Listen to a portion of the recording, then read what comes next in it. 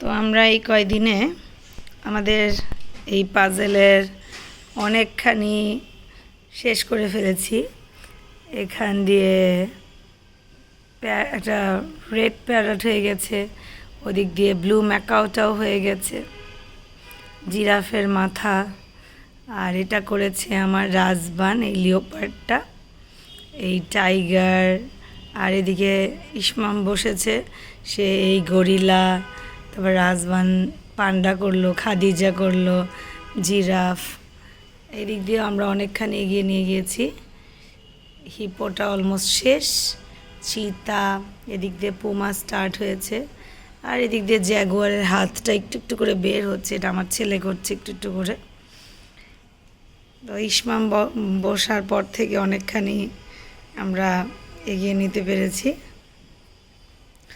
তো পাজলটা চলছে, কাজ চলছে।